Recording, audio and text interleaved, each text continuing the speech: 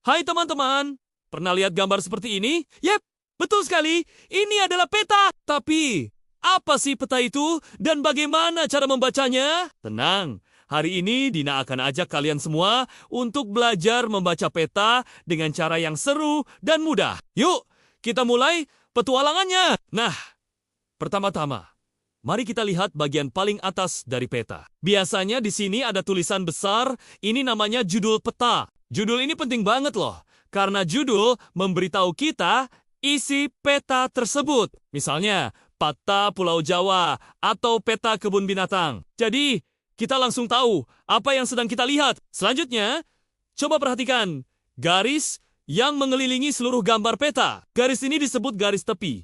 Fungsinya sederhana tapi krusial, yaitu sebagai batas wilayah yang digambarkan di dalam peta. Jadi, semua yang ada di dalam garis inilah area yang menjadi fokus kita. Sekarang, kita beralih ke bagian yang sangat ikonik dari sebuah peta. Lihat deh, ada gambar seperti panah yang bisa berputar-putar ini. Ini adalah kompas atau penunjuk arah. Biasanya, ada satu huruf yang ditunjuk oleh panah utamanya, yaitu huruf U. U itu singkatan dari utara. Dengan mengetahui arah utara, kita bisa menentukan arah lainnya. Betul sekali, kalau utara ada di atas, berarti di seberangnya atau di bawah adalah selatan. Lalu, di sebelah kanan adalah timur, tempat matahari terbit. Dan di sebelah kiri adalah barat, tempat matahari terbenam. Jadi, kita punya 4 arah. Mata angin utama, utara, timur, selatan, dan barat. Gampang kan mengingatnya? Tapi, arah mata angin tidak hanya 4 itu loh. Di antara utara dan timur, ada timur laut. Di antara timur dan selatan, ada tenggara. Di antara selatan dan barat, ada barat daya. Dan terakhir, di antara barat dan utara, ada barat laut. Lengkap deh.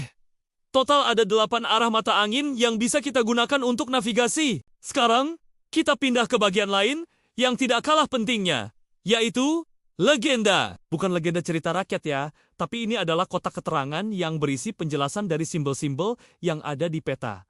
Legenda ini seperti kamus untuk peta. Tanpa legenda, kita akan bingung melihat gambar-gambar kecil di dalamnya. Coba kita perhatikan lebih dekat beberapa simbol yang ada di legenda ini. Lihat, ada gambar segitiga berwarna merah. Kalau kita cek di legenda, ternyata simbol segitiga merah ini artinya adalah gunung. Jadi, setiap kali kamu melihat segitiga merah di peta, kamu tahu di situ ada sebuah gunung. Lalu, ada lagi nih, garis biru yang tebal dan berkelok-kelok. Simbol apa ya ini? Kita lihat lagi di legenda. Oh, ternyata garis biru tebal ini melambangkan sungai. Jadi, kita bisa mengikuti alur sungai di peta dengan mengikuti garis biru ini. Satu lagi contohnya, ada gambar kota kecil berwarna hitam. Simbol ini ternyata menunjukkan lokasi sebuah bangunan penting. Misalnya, sekolah. Jadi, kalau kamu mencari lokasi sekolah di peta, carilah simbol kotak hitam ini. Selain sekolah, simbol kotak juga bisa berarti rumah sakit, kantor pos, atau bangunan lainnya, tergantung penjelasan di legenda. Setiap peta bisa punya simbol yang berbeda-beda. Makanya, sebelum membaca isi peta, selalu lihat dulu legendanya ya, supaya kita tidak salah mengartikan simbol-simbol yang ada. Membaca legenda adalah kunci utama untuk memahami semua informasi yang disajikan di dalam peta. Nah, itulah tadi dasar-dasar cara membaca peta. Mulai dari judul, garis tepi, arah mata angin, sampai legenda dan simbol-simbolnya.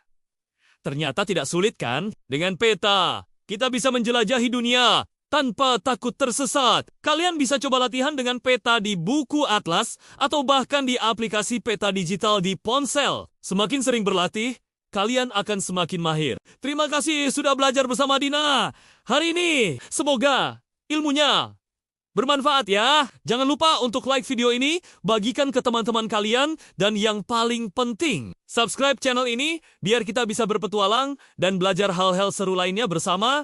Sampai jumpa di video berikutnya. Dadah!